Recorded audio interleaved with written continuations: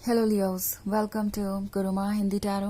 और ये रीडिंग है इस बारे में कि आपका पर्सन कैसा फील कर रहा है आपको हर्ट करने के बाद। सो ये रीडिंग आपके लिए है।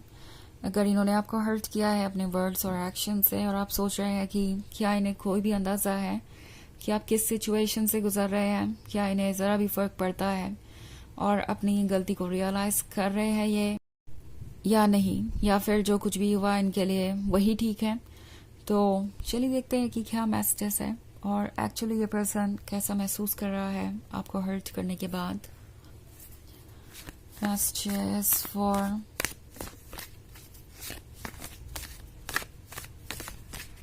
लियोस।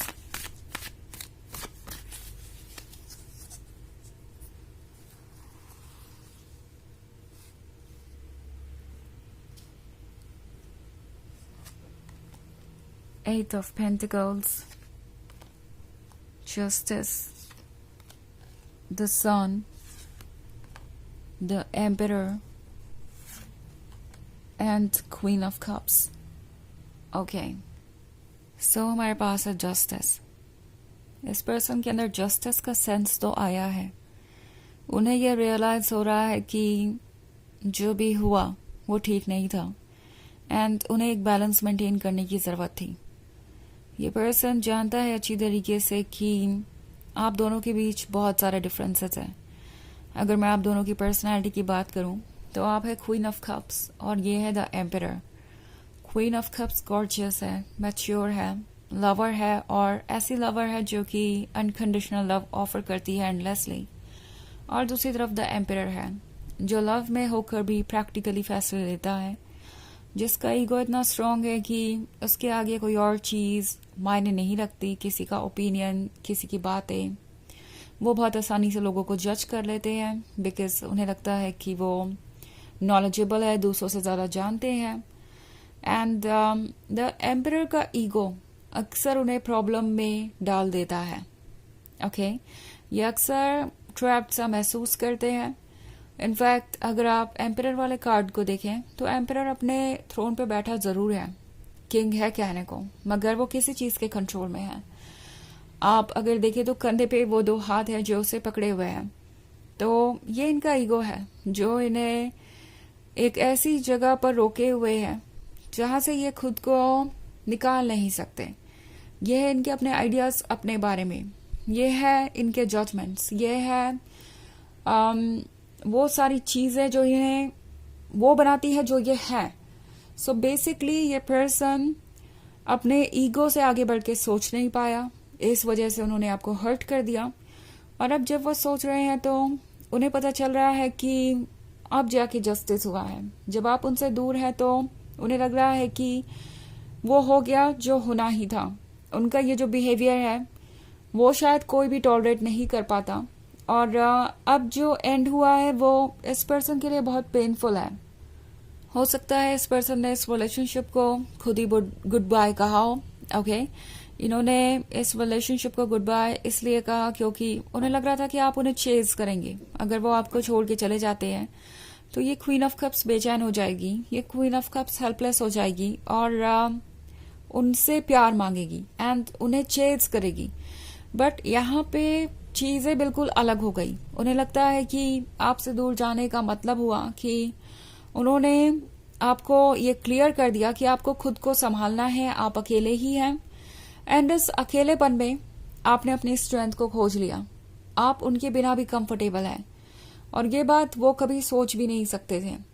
ओके, फाइनली उन्होंने अपने एक्शन से आपको ही इंडिपेंडेंट बनाया है और ये जस्टिस कर दिया जिसकी बहुत ज़्यादा ज़रूरत थी। सो ये पर्सन रियलाइज कर रहा है कि जो हुआ वो ठीक नहीं था और अब वो ट्रैप्ड सा महसूस कर रहे हैं। उन्हें लग रहा है कि इन दी एंड जो भी हुआ वो उन्हीं की मिस्टेक थी, तो वो किसी और को कैसे रिस्पॉन्सिबल ठहरा सकते हैं। ऑल्सो अगर आप खुद गए थे उनसे दूर तो उन्हें रियलाइज हो रहा है कि आपने खुद को चूज किया। Queen of cups abort tolerate नहीं कर सकती थी, उसकी भी एक लिमिट थी। अनकंडीशनल लव का मतलब वैसे भी ये नहीं होता कि आप दूसरों की जानबूझ के की हुई गलतियों को माफ करें। अनकंडीशनल लव का मतलब सिर्फ इतना होता है कि हम किसी पर्सन को इसलिए ना रिजेक्ट करें कि कोई सिचुएशन उनके कंट्रोल से बाहर थी और इसकी वजह से हमने उन्हें जज किया और अपना प्यार ऑफर नहीं कर पाए।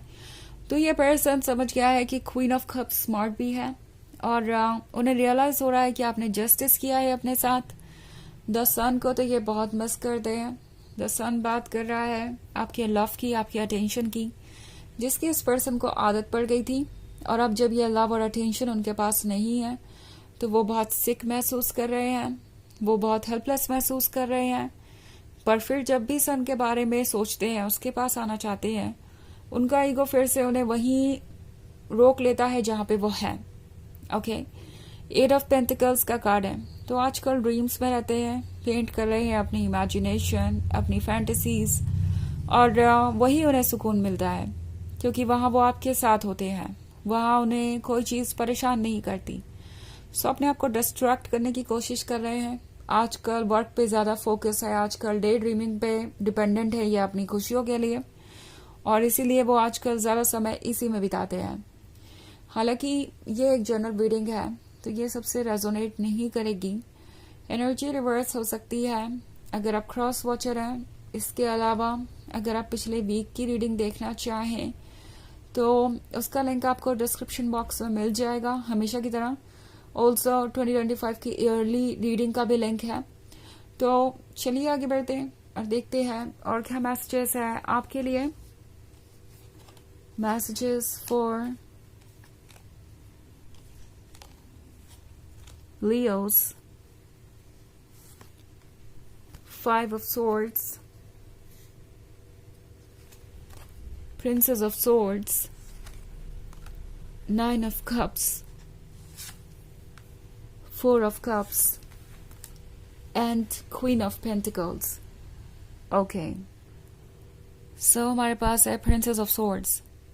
वो जानते हैं कि आप अपसेट हैं, वो जानते हैं कि इसकी हर वजह दी है उन्होंने आपको। ऑल्सो क्वीन ऑफ पेंटिकल्स भी है आप।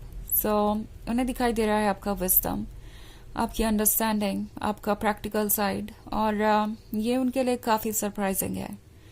उन्होंने सोचा भी नहीं था कि वो क्वीन ऑफ पेंटिकल्स से कभी डील करेंगे। 9 ऑफ कप्स का ड्रीम वो देख रहे थे, उन्हें हमेशा से आपका साथ चाहिए था, बट समहाउ वो इससे आगे नहीं बढ़ा पाए। 5 ऑफ सोर्ड्स है, तो 5 ऑफ सोर्ड्स होने का मतलब है ये अभी भी अपने आप को कन्विंस करने में लगे हुए हैं कि जो उन्होंने किया वो ठीक था, उससे ज्यादा वो कुछ कर भी नहीं सकते थे। जो भी उन्होंने किया वो जस्टिफाइड था, और अभी भी ये अपने सेल्फ डाउट से लड़ रहे हैं, अपनी मन की आवाज से लड़ रहे हैं, क्योंकि द एम्परर को तो ईगो को बचाना है चाहे कुछ भी हो जाए। ओके, बहुत सारे कप्स है आपके रीडिंग में। कोई वाटर साइन हो सकता है ये, या कोई बहुत ही इमोशनल पर्सन। ऑल्सो हमारे पास है 4 ऑफ कप्स।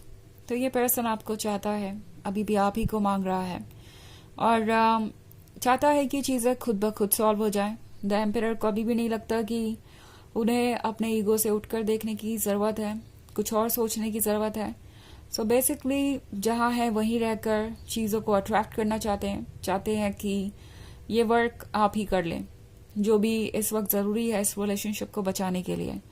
तो चलिए देखते हैं आपके लिए ऑरेकल मैसेज क्या है।